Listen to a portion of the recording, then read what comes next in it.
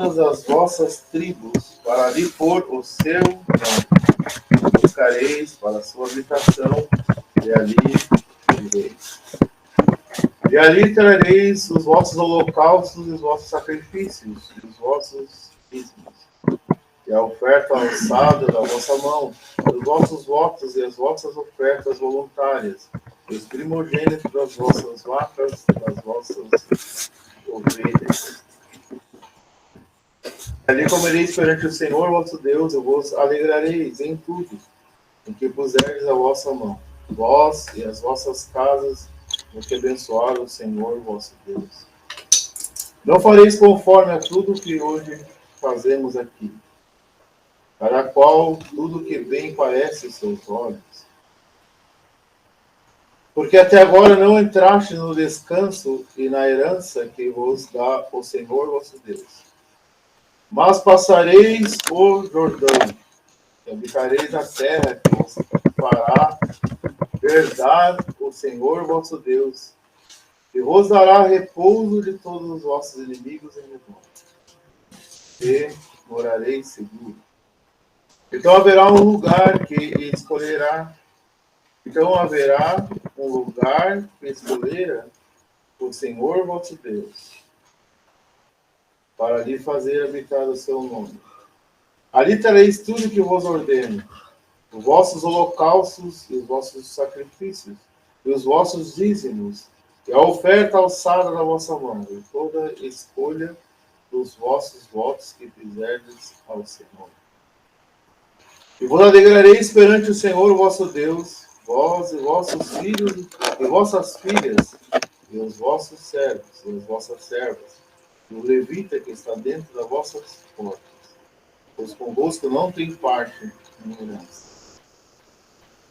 Guarda-te que não ofereças os teus holocaustos em todo lugar que vives, mas no lugar que o Senhor escolher, numa das tuas tribos, ali oferecerás os teus holocaustos, e ali farás tudo o que te ordeno. Amados irmãos, quero começar por aquilo que nós ouvimos ontem, reunião de ontem. E tudo que nós já temos ouvido. Olhar um pouco para a nação de Israel. Nós já temos ouvido e temos aprendido através da palavra de Deus que eles suplicaram. Deus já tinha falado para Abraão, no livro de Gênesis, que a nação ela ia ser levada, ela ia ficar escrava, mas ele, depois de um certo tempo, ele apareceria e ia libertar o povo escolhido seu. E nós vemos que eles ficaram escravos no Egito.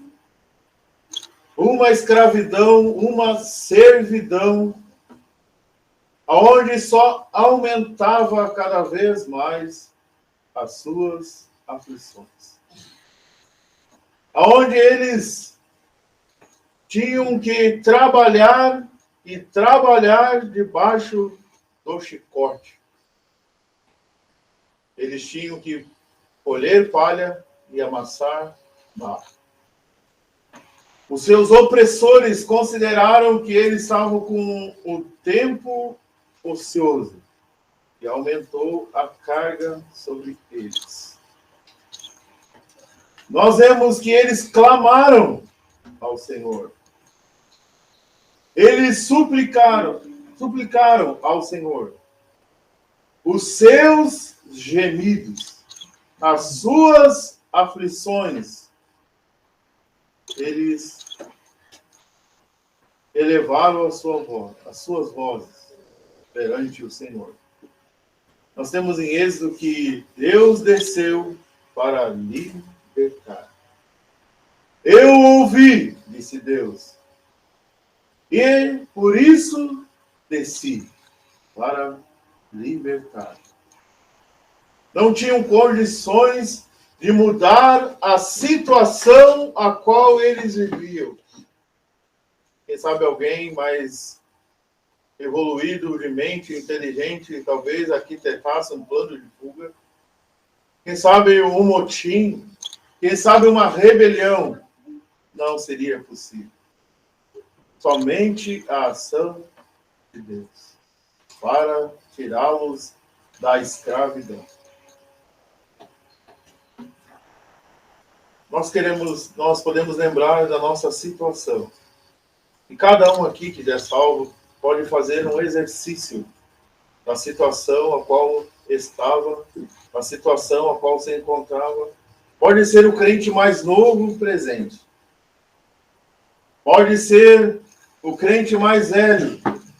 Pode ser o crente que ainda está dando os primeiros passos, os primeiros dias. Pode fazer uma reflexão e lembrar de como era a vida na escravidão, do pecado e na escravidão de Satanás. Uma vida miserável, uma vida sem perspectiva, uma vida sem uma caminhada de esperança.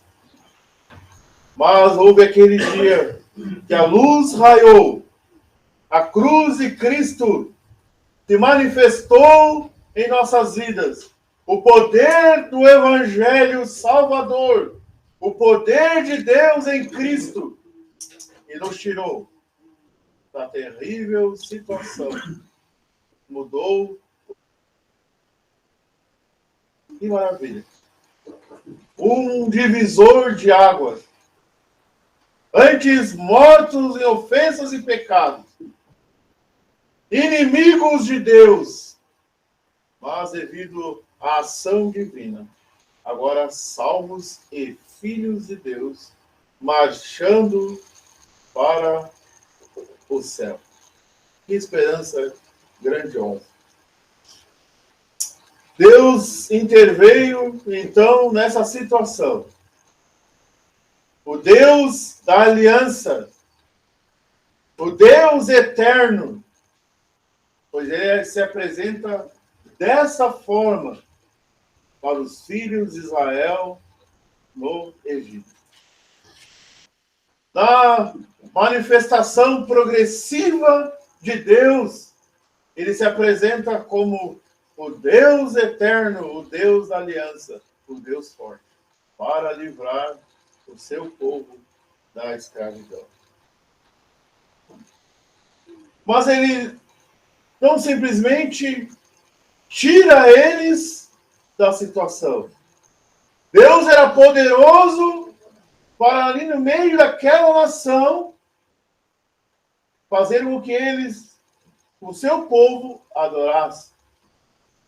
Porque no meio daquela situação, Deus guardou o seu povo.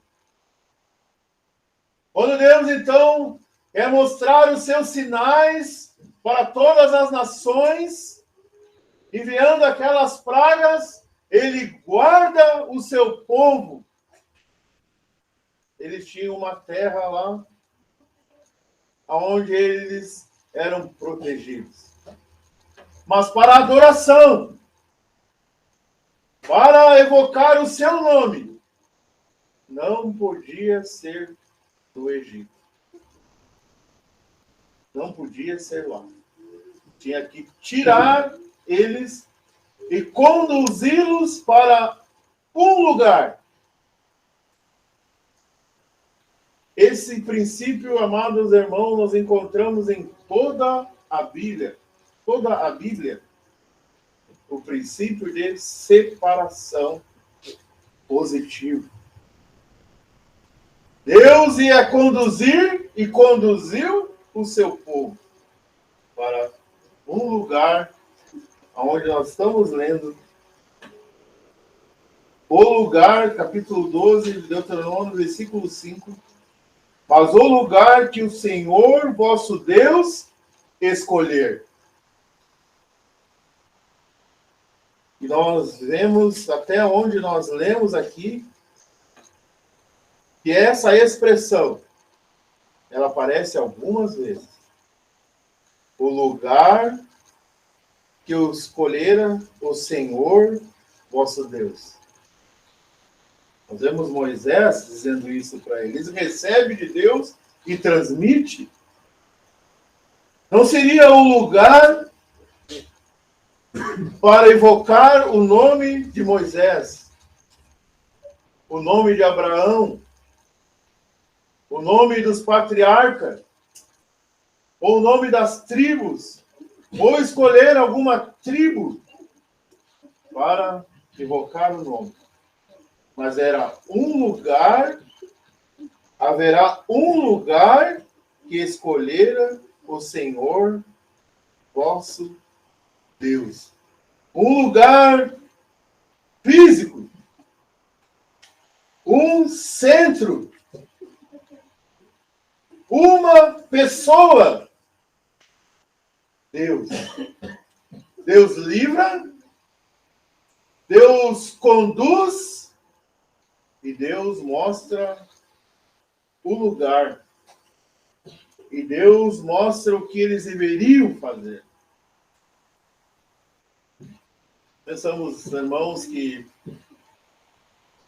a partir disso já podemos entender algo sobre a forma como nós devemos nos reunir. O lugar que o Senhor vosso Deus escolher. Não as suas tradições, não aquilo que eles aprenderam, não as suas manias, não as suas experiências.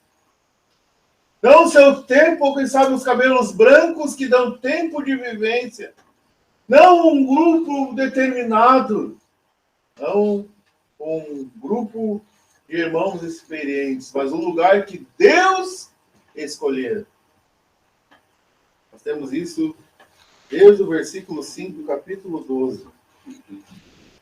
Com qual propósito? Olhando para o versículo 5. Mas o lugar que o Senhor vosso Deus escolher de todas as vossas tribos, para ali pôr o seu nome. Buscareis para a sua habitação, e ali vivereis. Este é o lugar, o nome, uma pessoa como o centro.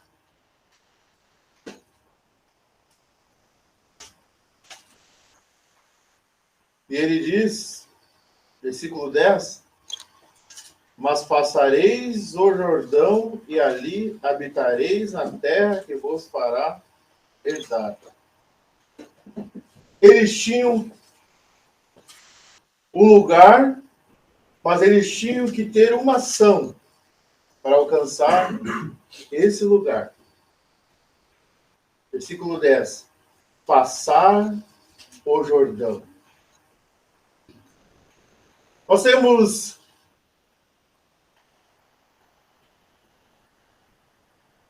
na cruz de Cristo,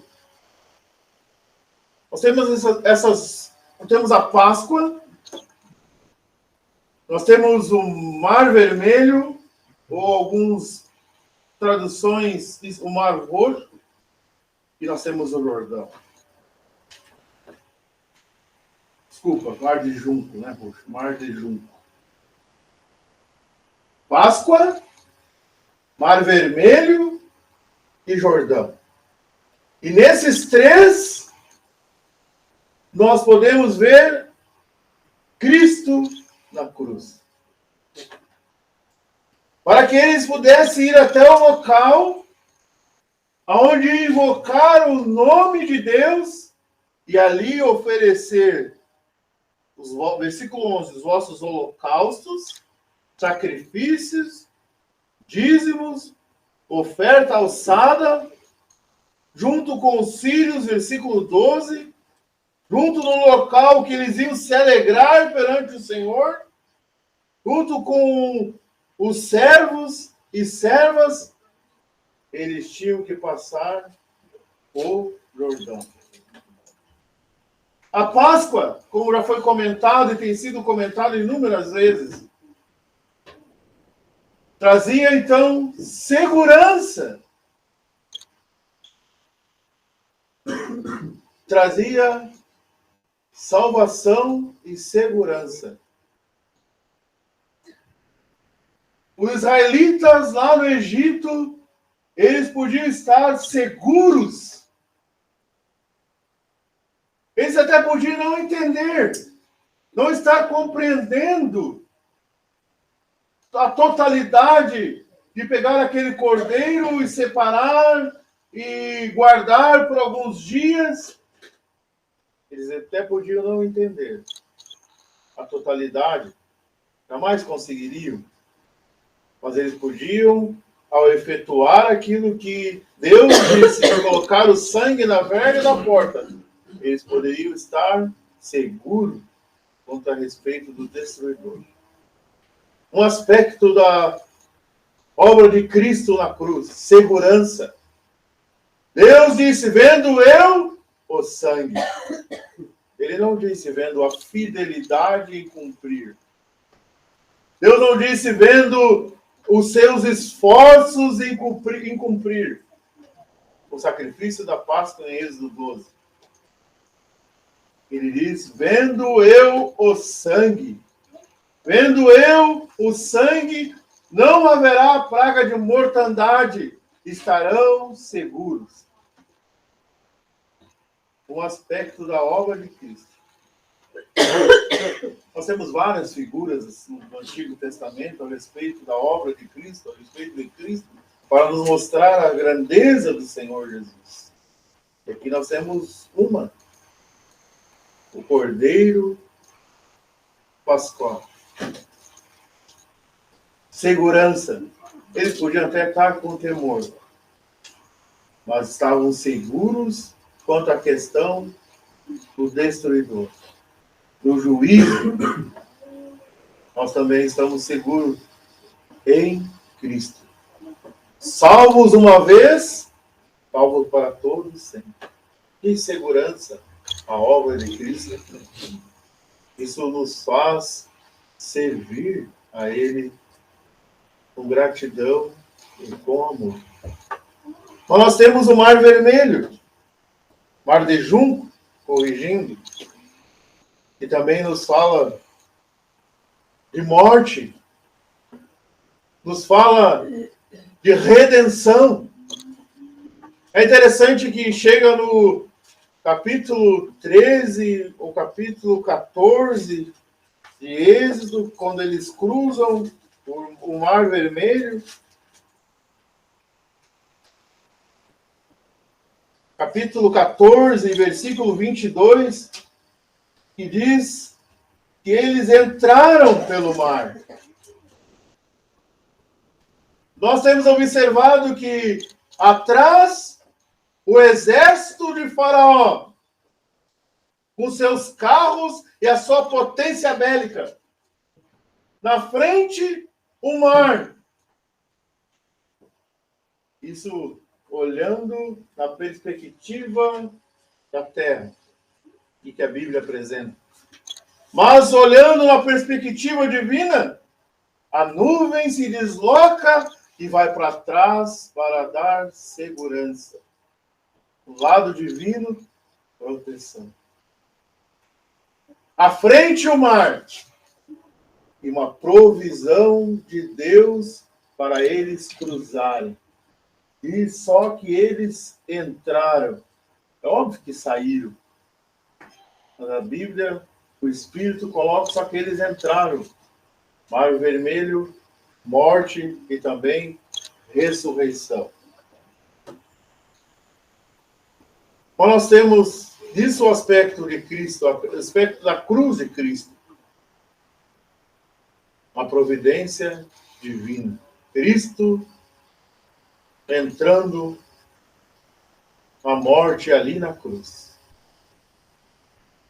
Redenção.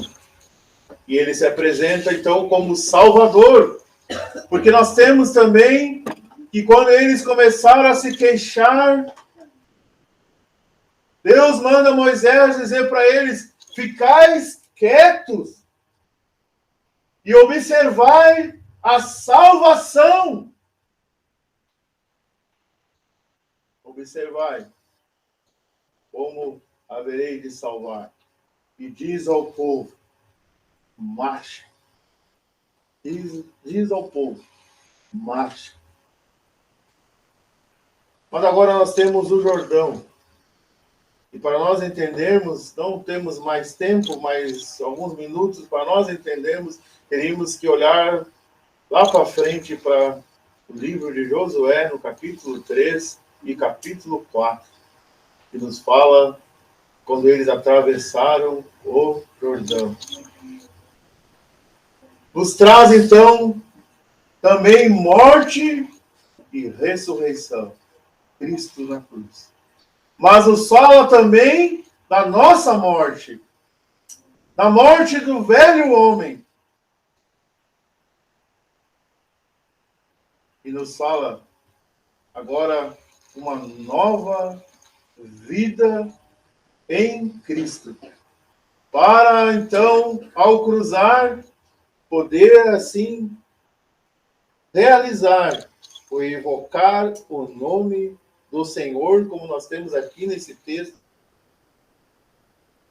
11 e 12. O Senhor ia levar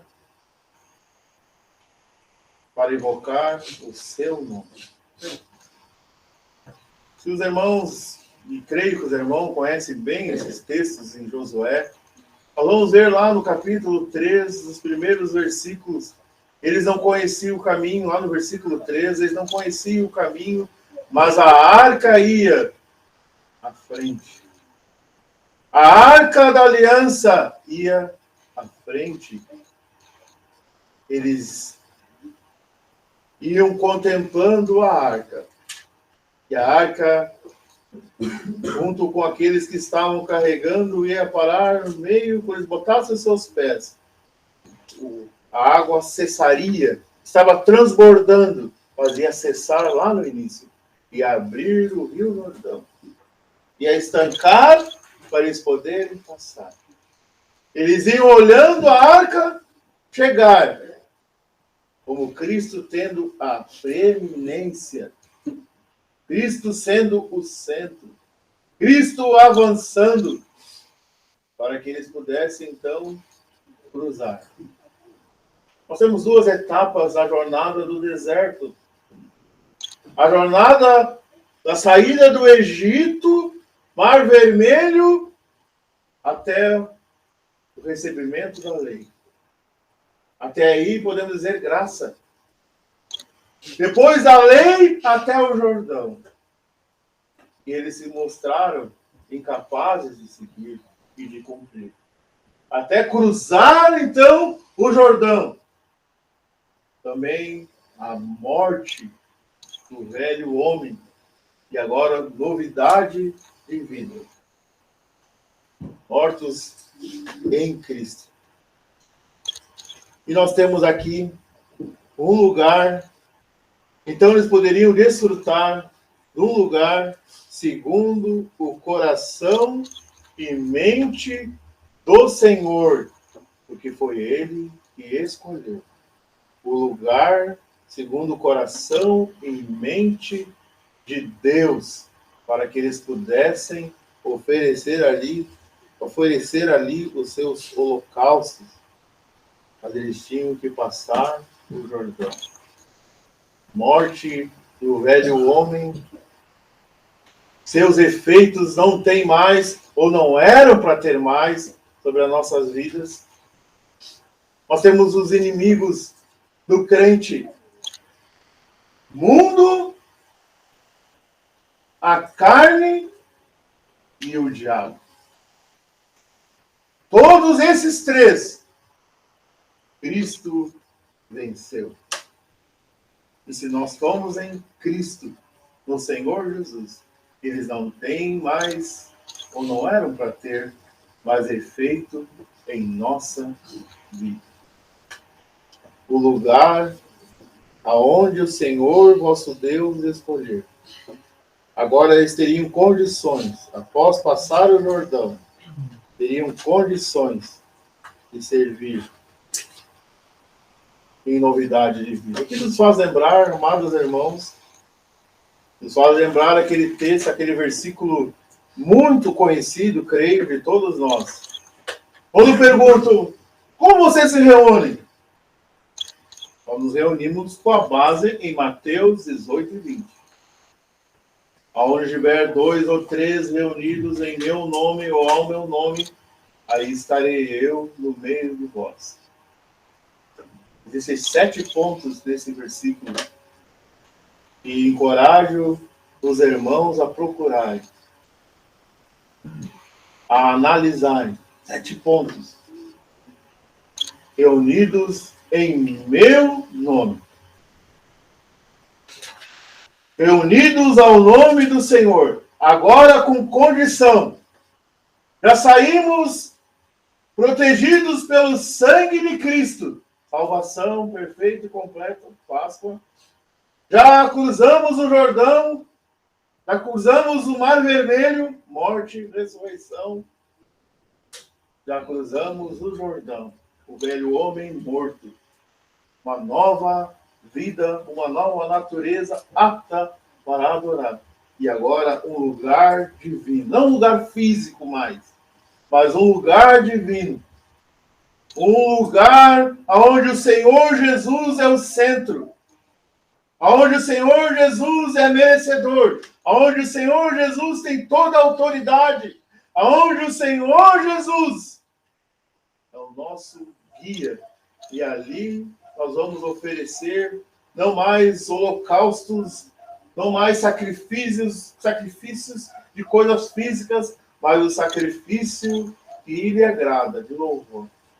Não mais uma classe sacerdotal com vestimentas, mas agora todos nós como sacerdotes, irmãs e irmãos, sacerdotes, entrando na presença de Deus, sacerdote santo e sacerdócio real, como nos fala a primeira carta de Pedro, capítulo 2.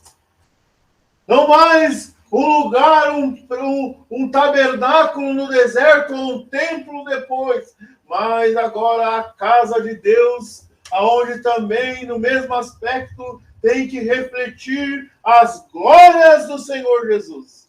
O templo, as glórias de Deus. Agora, casa de Deus, as glórias do Senhor Jesus. Santidade, pureza, porque Ele é santo. Não mais físico, mas espiritual. Uma vida dedicada ao Senhor Jesus. Amados irmãos, Ele é digno, Ele é merecedor de toda a nossa adoração e prostração. Morte, nós estamos em Cristo, libertos da lei, libertos do pecado, para agora servir. Eles iam ter batalhas como nós temos em Josué, Juízes e segue em diante. Nós temos batalhas também. No terreno espiritual, a nossa batalha não é contra carne nem sangue, mas agora com condições dadas por Deus, para seguir o Senhor Jesus. 1 Coríntios 10 e 14. Portanto, meus amados, fugi da idolatria. Falo como é entendido. Julgai vós mesmos o que digo. Porventura o cálice de bênção que abençoamos não é a comunhão do sangue de Cristo? O pão que partimos não é, porventura, a comunhão do corpo de Cristo? Porque nós, sendo muitos, somos um só pão e um só corpo, porque todos participamos do mesmo pão. Vede a Israel segundo a carne. Os que comem os sacrifícios não são, porventura, participantes do altar? Mas que digo? Que o ídolo é alguma coisa? Ou que o sacrificado ao ídolo é alguma coisa? Antes digo que as coisas que os gentios sacrificam, as sacrificam aos demônios, e não a Deus. E não quero que sejais participantes com os demônios. Não podeis beber o cálice do Senhor e o cálice dos demônios. Não podeis ser participantes da mesa do Senhor e da mesa dos demônios. Agora, capítulo 11.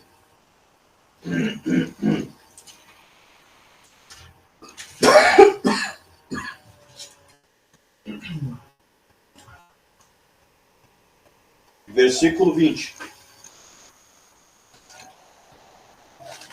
Capítulo 11, versículo 20.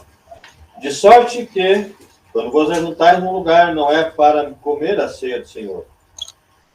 Porque comendo cada um, toma antecipadamente a sua própria ceia. E assim um tem fome e outro embriaga-se. Não tendes, porventura, casas para comer e beber? Ou desprezais a igreja de Deus e envergonhai os que nada têm? E eu vos direi, louvar-vos-ei? Nisto não vos louvo. Porque eu recebi do Senhor o que também vos ensinei. O Senhor Jesus, na noite em que foi traído, tomou o pão. E tendo dado graças, o partiu e disse, tomai e comei. Isto é o meu corpo, que é partido por vós. Fazei isto em memória de mim. Semelhantemente, também depois de cear, tomou o cálice, dizendo, este cálice é o novo testamento do meu sangue. Fazei isto todas as vezes que beberdes em memória de mim. Porque todas as vezes que comerdes este pão e beberdes este cálice, anunciais a morte do Senhor até que venha. Portanto, qualquer que comer este pão ou beber o cálice do Senhor indignamente será culpado do corpo e do sangue do Senhor. Examine-se, pois, o homem a si mesmo, e assim coma deste pão e beba deste cálice.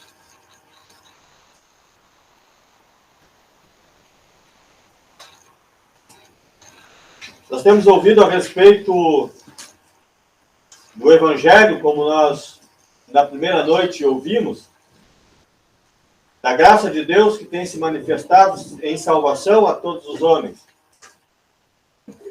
Esta graça que nos alcançou e trouxe para nós perdão, trouxe justificação, reconciliação, trouxe paz com Deus, porque nós estávamos em inimizade contra Deus. Mediante a salvação também aprendemos que o Senhor Jesus ordenou para aqueles que crescem, que então fossem batizados.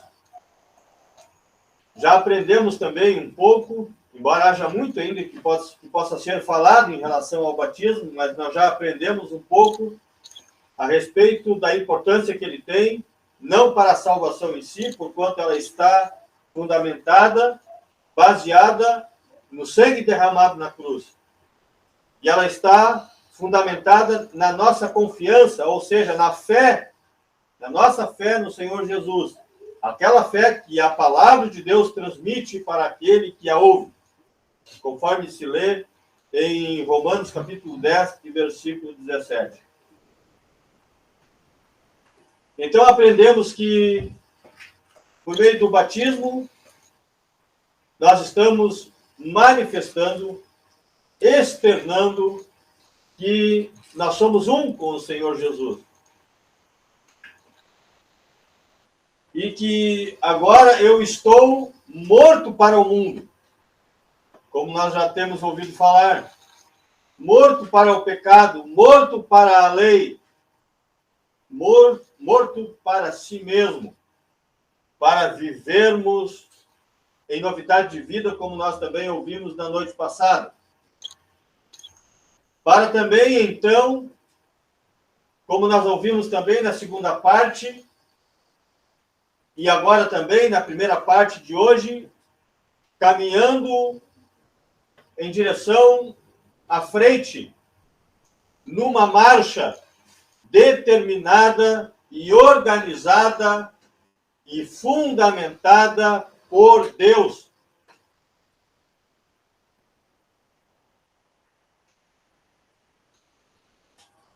Porque Deus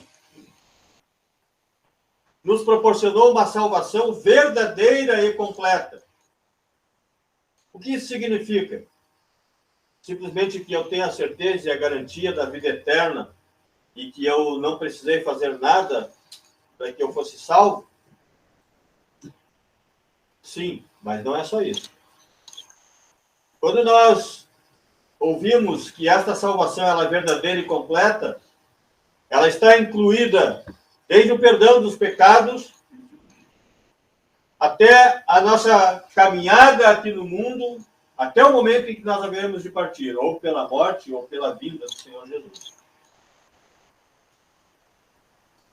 Nós temos uma salvação em que Deus tem um ensinamento fundamentado na sua palavra para cada situação, para cada necessidade, para cada ação.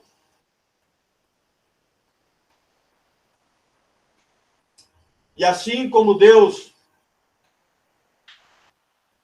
ensinou para o seu povo no passado que havia um lugar estabelecido por ele, ele haveria de estabelecer um lugar para o seu nome. Nós já ouvimos que no passado este lugar era um lugar físico, mas hoje o lugar, conforme nós já ouvimos também, que o Senhor Jesus Cristo fala no Evangelho de Mateus 18 e 20, aonde estiverem 2 ou 3 reunidos ao meu nome, aí estou eu no meio deles. A palavra estou, do verbo estar, ela não está no passado e nem no futuro. É de uma maneira indefinida. Estou. Por quê? Porque ele é aquele que chama as coisas que ainda não são como se já fossem. Ele é Deus verdadeiro, onisciente, onipresente e onipotente. E ele poderia se referir ao futuro como em tempo presente. Aí estou eu no meio dele. Também um indicativo de que ele é aquele que vive eternamente. Não houve nunca um momento em que ele passou a existir. Ele sempre existiu. Eu sou o que sou, como nós vemos no Antigo Testamento. E como nós vemos também no Novo. Eu sou. Muitas vezes o Senhor Jesus dizer.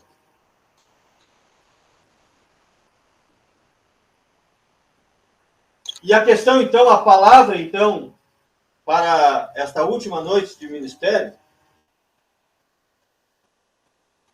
é a palavra lugar. Então, nós já ouvimos a respeito da salvação e somos salvos. Temos um lugar no céu, garantido pelo Senhor Jesus. E esta ordem é importantíssima, então, para todo aquele que crê, o batismo, que também fala de um lugar de rejeição. Tomamos o nosso lugar com o Senhor Jesus em rejeição. Mas também, além de tudo isso, nós temos também conquistado pelo Senhor Jesus um lugar à sua mesa. Um lugar à sua mesa.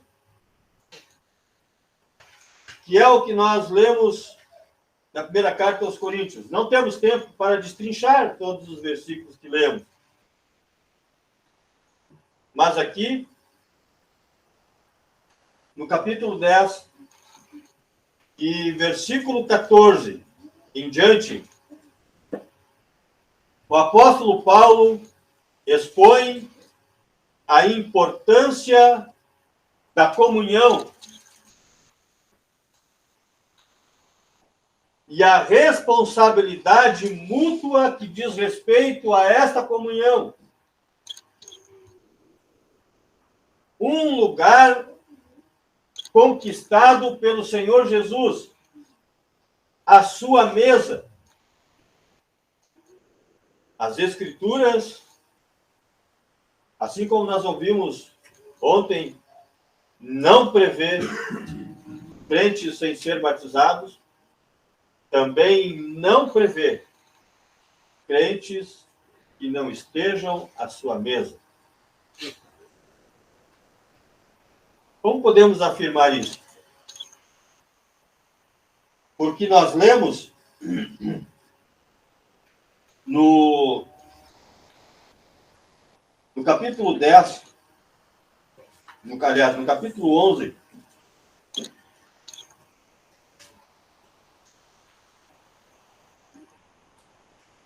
eu ver. Capítulo 10.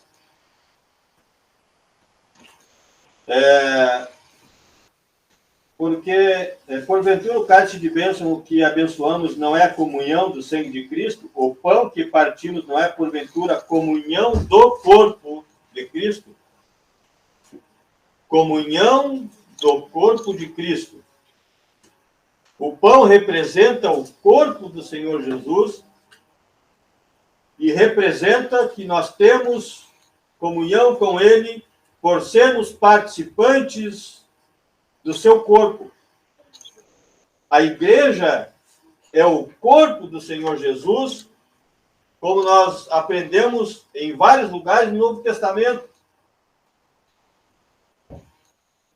E como participante do corpo do Senhor Jesus, nós temos um lugar neste corpo. Por sermos, então, membro deste corpo. Então, não se prevê, de maneira nenhuma, que qualquer crente, que seja, não esteja participando da mesa do Senhor. É claro que entre a salvação e a mesa do Senhor existe o processo de crescimento, de desenvolvimento espiritual. E nós precisamos aprender isto dentro da palavra de Deus, porque a palavra de Deus também não prevê crentes ignorantes, crente que não tem entendimento, que não tem conhecimento da sua palavra, que não tem conhecimento da sua vontade. Como não prevê? Não prevê. Porque Deus revela os seus pensamentos e os seus planos pela sua palavra.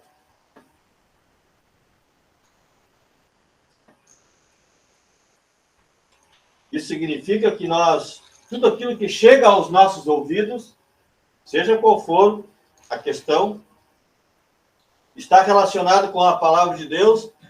Precisamos fazer como os crentes de Bereia, lá em Atos, que ouviam de bom grado e eles procuravam, eles examinavam nas Escrituras para confirmar se estas coisas eram assim.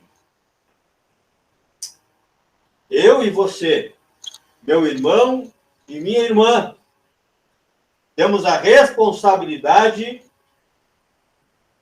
de conhecermos a sua palavra, para conhecermos a sua vontade. Não foi assim em relação à salvação? Não é de responsabilidade pessoal e individual, de buscarmos o perdão dos pecados, de crermos no Senhor Jesus? Sim. E este princípio se segue durante a nossa vida. Você e eu temos responsabilidades diante de Deus que são ensinadas na sua palavra e que eu preciso, então, tomar tempo para conhecer. E esta questão da mesa do Senhor, ela é fundamental. Não é um assunto secundário. Não é um assunto de pouca importância. O importante é estar nas reuniões. Claro que sim. Mas, meu irmão e minha irmã, há um lugar conquistado pelo Senhor Jesus para você, a sua mesa. Por quê? porque nós somos membros do corpo do Senhor Jesus. E o que esta mesa expressa?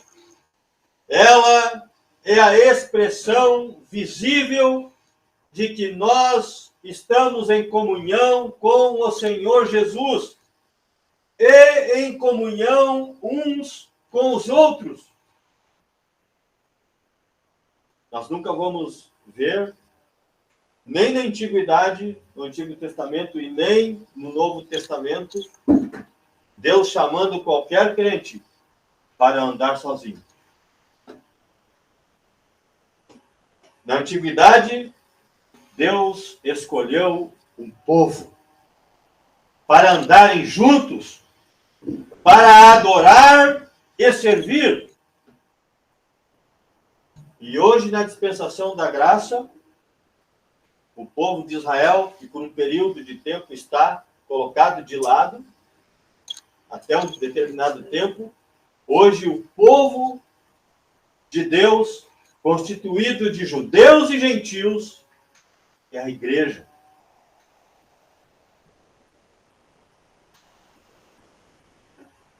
E o Senhor Jesus quer, e Deus Pai também, que nós demos uma expressão visível desta comunhão.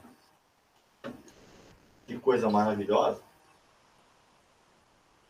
Isso significa que nós não estamos em comunhão somente naquele momento em que nós estamos comendo o pão. Ali nós estamos expressando de maneira visível que nós estamos em comunhão.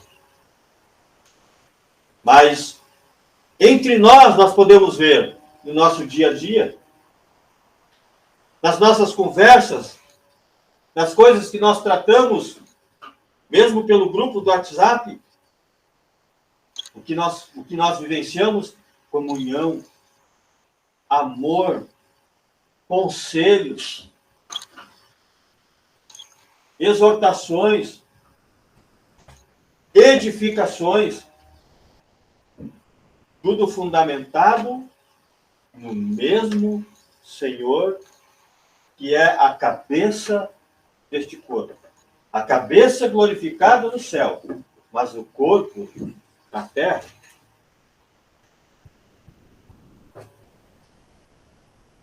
E já passamos do horário, mas fundamentalmente, no capítulo 10, versículo 14, até onde nós lemos, nós temos a responsabilidade coletiva de não estarmos em desacordo com aquilo que a palavra de Deus determina em relação à sua mesa. Porque a mesa fala de comunhão. E já no capítulo 11, a questão é a responsabilidade pessoal e individual. E aí, não é a mesa do Senhor, mas a ceia do Senhor, que estão interligadas. Que uma complementa a outra. E aí, então, nós vemos o apóstolo Paulo lembrando eles, no versículo 23, do capítulo 11, porque eu recebi do Senhor o que também vos ensinei. Eles já haviam aprendido isso numa outra ocasião em que Paulo esteve com eles, mas agora distante, escrevendo para eles. Porque eu recebi do Senhor o que também vos ensinei. Que o Senhor Jesus, na noite em que foi traído, tomou o pão e, tendo dado graças, o partiu. E assim por diante. E aí, então, no versículo 26, porque todas as vezes que comerdes este pão e beberdes este cálice, anunciais a morte do Senhor até que venha. Então, aqui é a ceia do Senhor, o memorial. Uma reunião em que nós realizamos em memória de sua morte. Que ali o tema é a sua pessoa e o seu sacrifício, o tema principal, fundamental, a sua morte sobre a cruz. Mencionamos a sua vida? Sim. Mencionamos também a sua ressurreição? Sim. Também a sua glorificação? Sim. Mas, fundamentalmente, a sua morte. Porque quando nós comemos o pão, nós estamos lembrando do sofrimento que o Senhor Jesus na cruz passou por nós. E o cálice que representa o seu sangue, que foi vertido como exigência da justiça de Deus, e que ele pagou para que a nossa consciência fosse purificada. Responsabilidade individual. Na mesa do Senhor, responsabilidade coletiva. Na ceia do Senhor, responsabilidade individual. Porque no versículo 27 diz: portanto, qualquer que comer este pão e beber este cálice, portanto, qualquer que comer este pão ou beber este cálice, o cálice do Senhor indignamente será culpado do corpo e do sangue do Senhor Jesus. Examine-se, pois, o homem a si mesmo, e assim coma deste pão e beba deste cálice. Ficaremos aqui, já passamos bastante do horário, mas queria manifestar esses pensamentos como complemento daquilo que nós já temos apresentado desde o início destas reuniões. Salvação, batismo, e a mesa do Senhor, e a ceia do Senhor, que é o que Deus tem para cada um de nós. Tem a questão dos males, dos 3 males que impedem o crente de participar da mesa do Senhor, sim, mas isto será para outra reunião, talvez por outro irmão, porque o tempo não nos permite, e o que temos recebido até aqui, creio, ser importante para nós.